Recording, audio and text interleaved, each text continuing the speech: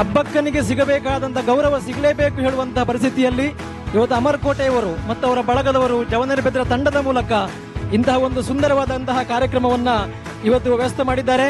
ಇವತ್ತಿನ ಕಾರ್ಯಕ್ರಮದಲ್ಲಿ ಈ ಒಂದು ಮೂರ್ತಿಯನ್ನ ಲೋಕಾರ್ಪಣೆ ಮಾಡಲಿಕ್ಕೆ ಇರತಕ್ಕಂಥವರು ಕರ್ನಾಟಕ ರಾಜ್ಯ ಸರ್ಕಾರದ ಆರೋಗ್ಯ ಹಾಗೂ ಕುಟುಂಬ ಕಲ್ಯಾಣ ಸಚಿವರು, ದಕ್ಷಿಣ ಕನ್ನಡ ಜಿಲ್ಲೆಯ ಉಸ್ತುವಾರಿ ಸಚಿವರಾಗಿರ್ತಕ್ಕಂಥ ಶ್ರೀಯುತ ಶ್ರೀ ದಿನೇಶ್ ಗುಂಡೂರಾವ್ ಅವರನ್ನ ಈ ಸಂದರ್ಭದಲ್ಲಿ ಆತ್ಮೀಯವಾಗಿ ಕಾರ್ಯಕ್ರಮಕ್ಕೆ ಸ್ವಾಗತಿಸುತ್ತಾ ಅವರಿಗೆ ಈ ಸಂದರ್ಭದಲ್ಲಿ ಗೌರವಾರ್ಪಣೆಯನ್ನು ಸಲ್ಲಿಸ್ತಾ ಇದ್ದೇವೆ.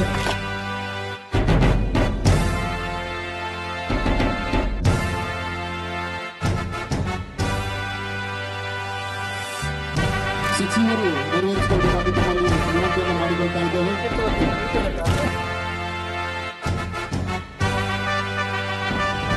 ತುಳುನಾಡು ನಾಡಿನ ಬೀರದಿ ಅಬ್ಬಕ್ಕ ತುಳುವೆರು ತೂಯಿನ ಬಿರ್ಸದಿ ಅಬ್ಬಕ್ಕ ತುಳುನಾಡು ನಾಡಿನ ಬೀರದಿ ತುಳುವೆರು ತೂಯಿನ ಬಿರ್ಸದಿ ಉಳ್ಳಾಲದರಸಿ ಹಬ್ಬಕ್ಕ ಚೌಟೆರೆ ರಾಣಿ ಹಬ್ಬಕ್ಕ ಉಳ್ಳಾಲದರಸಿ ಹಬ್ಬಕ್ಕ ಚೌಟೆರೆ ರಾಣಿ ಹಬ್ಬಕ್ಕ ಪೆರ್ಮೆದ ಪೊಣ್ಣು ಹಬ್ಬಕ್ಕ ಕರುಣೆದ ಕಣ್ಣು ಹಬ್ಬಕ್ಕ ಪೆರ್ಮೆದ ಪೊಣ್ಣು ಹಬ್ಬಕ್ಕ ಕರುಣೆದ ಕಣ್ಣು ಹಬ್ಬಕ್ಕ.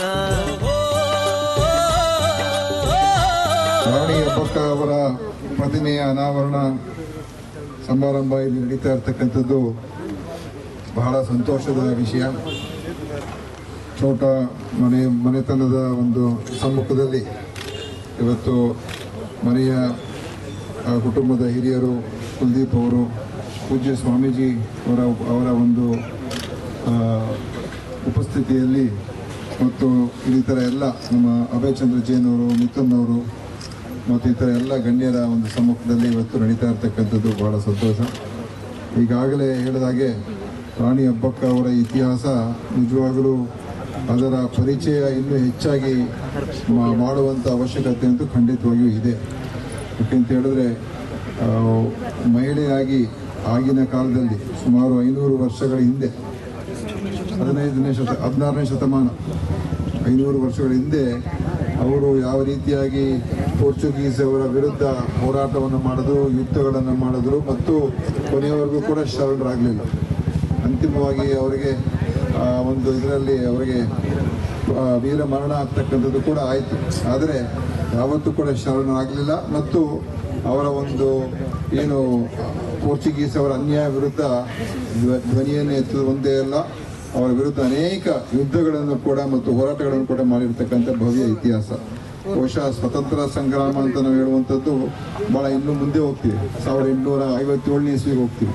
ಆದರೆ ಅದಕ್ಕಿಂತ 300 ವರ್ಷಗಳ ಹಿಂದೆಯೇ ಇದಾಗಿದೆ ಅಂತ ಹೇಳಿದ್ರೆ ಎಷ್ಟು ಮಟ್ಟಿಗೆ ಆ ಮಹಿಳೆಯ ಒಂದು ವ್ಯಕ್ತಿತ್ವ ಮತ್ತು ಧೀರತನ ಇದು ನಾವು ಊಹೆ ಮಾಡೋಕ್ಕೂ ಕೂಡ ಕಷ್ಟ. ಅದರಿಂದ ಅವರ ಸ್ಮರಣೆ, ಅವರ ನೆನಪು ಸದಾಕಾಲ ಇರಬೇಕು ಮತ್ತು ಜನರಿಗೆ ಇನ್ನೂ ಹೆಚ್ಚಾಗಿ ಹೇಳುವಂಥದ್ದಾಗಬೇಕು. ಖಂಡಿತವಾಗಿಯೂ ಅಮರಕೋಟೆ ಈ ಒಂದು ಏನು ಅವರ ಒಂದು ಸಂಘಟನೆ ಅದರ ಮುಖಾಂತರ ಆಗ್ತಾ ಇರ್ತಕ್ಕಂಥದ್ದು ಇವತ್ತು ಪ್ರತಿಮೆ ಆಗಿದೆ. ಮತ್ತು ಮುಂದೆನೂ ಕೂಡ ಹೇಗೆ ನಮ್ಮ ಮಕ್ಕಳಿಗೆ ಮತ್ತು ಇವತ್ತಿನ ಜನರಿಗೆ ಹೆಚ್ಚು ಅದಕ್ಕೆ ನಾವು ಪ್ರಚಾರ ಕೊಡ್ತಕ್ಕಂಥದ್ದಕ್ಕೆ ಏನು ಕ್ರಮಗಳು ತಗೊಳ್ಬೇಕು, ಶಿಕ್ಷಣ ಇಲಾಖೆ ಪುಸ್ತಕಗಳಲ್ಲಿ ಎಲ್ಲ ಥರಲ್ಲೂ ಕೂಡ ಬರ್ತಕ್ಕಂಥದ್ದಕ್ಕೆ ನಾನು ಕೂಡ ಅದಕ್ಕೆ ಕೈ ಜೋಡಿಸ್ತೀನಿ. ಮನೆ ಕಡೆಯಿಂದ ಕೂಡ ಶಿಕ್ಷಣ ಇಲಾಖೆ ಅವರಿಗೆ ಪತ್ರವನ್ನು ಬರೆದು ರಾಣಿ ಹಬ್ಬಕ್ಕೂ ಇತಿಹಾಸವನ್ನು ಸೇರಿಸ್ಕೊಳ್ಬೇಕು ಎಲ್ಲ ಒಂದು ನಮ್ಮ ಪಠ್ಯಪುಸ್ತಕಗಳಂತ ಹೇಳಿ ಇವತ್ತು ಈ ಕಾರ್ಯಕ್ರಮಕ್ಕೆ ಕರೆಸಿ ನನಗೆ ಇವತ್ತು ಇದರಲ್ಲಿ ಅವಕಾಶ ಮಾಡಿಕೊಟ್ಟಿದ್ದಕ್ಕೆ, ಯಾಕಂದ್ರೆ ನನಗೂ ಇದರಲ್ಲಿ ಹೆಚ್ಚು ಪರಿಚಯ ಆಗುವಂಥ ಅವಕಾಶ ಆಯಿತು ಮತ್ತು ನಿಮ್ಮೆಲ್ಲರ ಒಂದು ಸಮ್ಮುಖದಲ್ಲಿ ಭಾಗವಹಿಸುವ ಅವಕಾಶ ನನಗೊಂದು ಪುಣ್ಯ ಸಿಕ್ಕಿದೆ. ಅದರಿಂದ ನಿಮ್ಗೆಲ್ಲರೂ ಕೂಡ ನಾನು ಆಭಾರಿಯಾಗಿದ್ದೇನೆ. ಧನ್ಯವಾದ.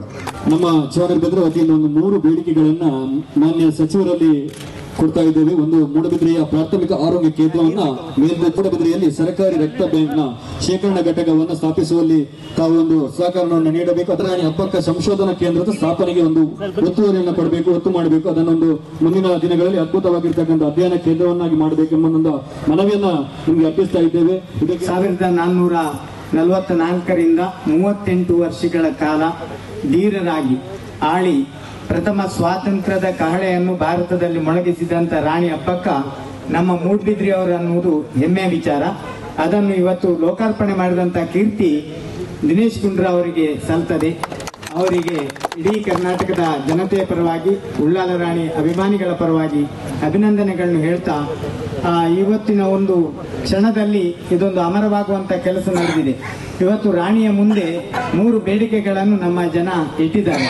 ಪ್ರಾಯಶಃ ಅದನ್ನು ಈಡೇರಿಸುವ ಮೂಲಕ ನಮ್ಮ ಸ್ವಾತಂತ್ರ್ಯ ಬಂದು 75 ವರ್ಷ ಕಳೆದ ನಂತರ ದಿನೇಶ್ ಗುಂಡೂರಾವ್ ಅವರು ನಮ್ಮ ಉಸ್ತುವಾರಿ ಸಚಿವರಾಗಿದ್ದು ನಮ್ಮೆಲ್ಲರ ಭಾಗ್ಯ. ಅವರ ಅಪ್ಪಾಜಿರುವಾಗ ಮುಖ್ಯಮಂತ್ರಿಗಳಾಗಿ ತುಂಬ ಜನಾನುರಾಗಿಗಳಾಗಿದ್ದರು.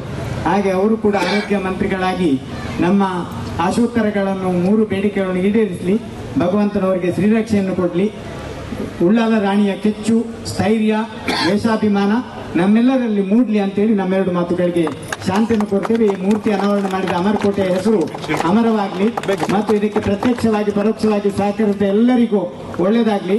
ನಮ್ಮ ಪುರಸಭೆ ಸ್ವಚ್ಛ ಭಾರತದಲ್ಲಿ ಬಹಳ ದೊಡ್ಡ ಕೆಲಸವನ್ನು ಮಾಡ್ತಾ ಇದೆ. ಹಾಗಾಗಿ ಪುರಸಭೆಗೆ ಹೆಚ್ಚಿನ ಅನುದಾನಗಳು ನಮಗೆ ಸಿಗಲಿ ಅಂತೇಳಿ ಉಸ್ತುವಾರಿ ಸಚಿವರಲ್ಲಿ ಮನವಿ ಮಾಡ್ತಾ ನಮ್ಮೆರಡು ಮಾತುಗಳಿಗೆ ಶಾಂತಿಯನ್ನು